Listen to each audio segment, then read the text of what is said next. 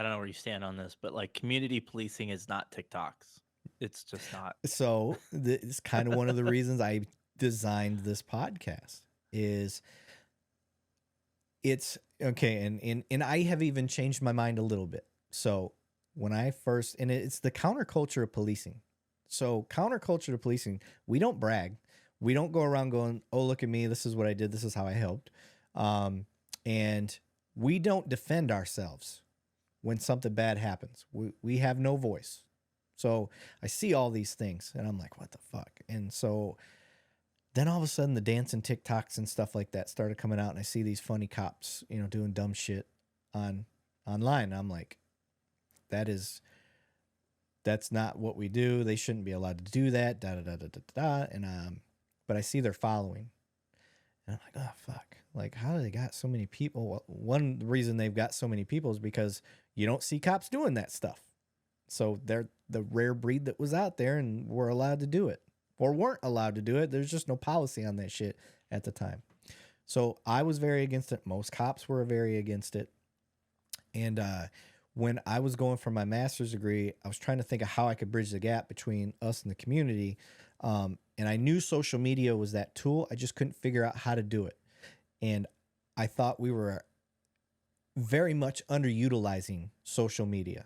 When we did use it, we used it like, oh, here's us petting puppies. Here's us playing basketball on the street with some minority kid. And we just conveniently have cameras around and we share that online. And then the other part was, the dancing TikTok cops doing shit like that.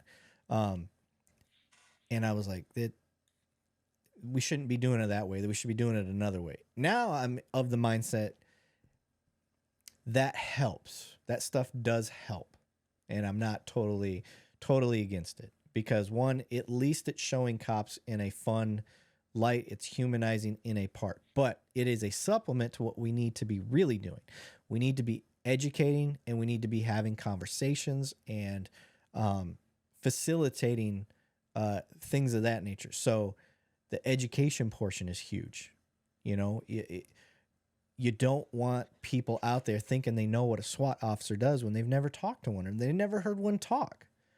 So I'm not saying that cops have to get on there and, defend like if you're the officer that's in the Michael Brown situation, if you're the officer that's in the Dean case where, where there's these high profile cases. I'm not saying those cops need to get on social media and talk about what actually happened and what they did and all that stuff. That's not what I mean. What I mean is I need a SWAT guy to get on and explain what he does and talk about what the training's like and be honest about where he thinks it's lacking and where it could improve. And that's one perspective from one department, because what another officer does at another department may be totally different. So this is how we start breaking down those barriers and stuff like that. And I think the TikTok dancing and stuff like that helped get that going. That helped us start learning how to utilize social media a little bit more. And then the other aspect is fighting crime with it. So using these closed Facebook groups to create private pages and using apps like Nextdoor and things like that, that gets your beat, so to speak, that gets your beat communicating. Now we're facilitating community talking with their police directly that are invested in your beat because they're the beat cop for that area. So this is the beauty of using social media. And I want to attribute some of those people breaking down those barriers to these TikTok cops that are out there dancing around or acting a fool and whatever. And it was so counterculture to policing, but it's got guys like me that was against it. Now I've opened up. I kind of see the light a little bit, and I'm not defending them because I still don't like it. I'm like, you're not having any communication. You're not helping. All you're doing is, and that's just me. Maybe I'm too old school. Maybe I'm too ingrained because all the kids are doing it still, they're doing the little challenges and stuff. I don't know. What's your thought, sir? All right. Okay, here we go. Okay. So I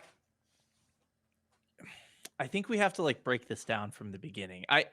The dancing stuff it's weird to me. And I get like I don't get to say what's funny and what's cool or not. Like everybody has things they're into. And I kind of look at the dancing TikTok stuff as it's just, you know, the kids like it, whatever, fine. I think it's stupid. I think you're embarrassing yourself in your uniform personally, you know.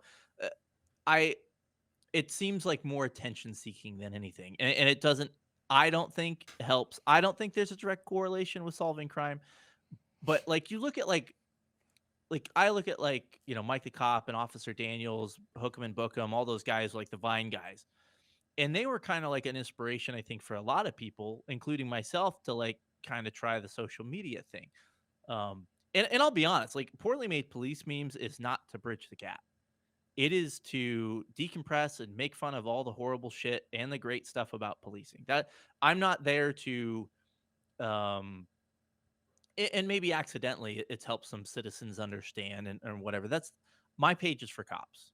And if other people great like it, that is fantastic. But that's the sole mission of my page is for people in law enforcement to laugh at the dumb shit, and hopefully that works. But I never, you know, I was never part of this like humanizing, you know, the badge type idea, which I'm not saying is a bad idea, but like so those early guys, it was funny, and maybe there was a little lesson hidden in there too, right? Something we could laugh about. And again, the dancing thing, I think it's it's for yourself. It's not really for anybody. It's for you to feel good about yourself. I mean, there's a chick now, I can't think of her name, that her videos always come up on my feed, and it's just her putting her uniform on and like giving motivational quotes, and it's like fucking gag me with a pitchfork, dude. Like but it gets like 70,000 likes, and I'm like, this is insane. Yeah.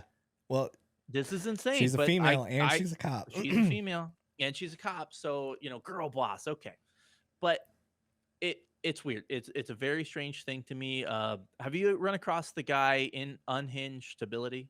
Have you seen his stuff? I would have to see him. I couldn't recall the name. He has like the little donut that circles his badge. He does a lot of TikToks. I've had him on my podcast. Great guy. Seems like a great cop. Some of his stuff I watch and it's like it's cringy. Like the whole TikTok trends, and you're basically redoing something that somebody else did, and you're trying to do it your own way, and it's so regurgitated. Yeah. It just I don't like it. That's me personally. Some people are into it. I'm I say I'm not going to judge, but I'm going to judge. Everybody's judging you right now, but especially me.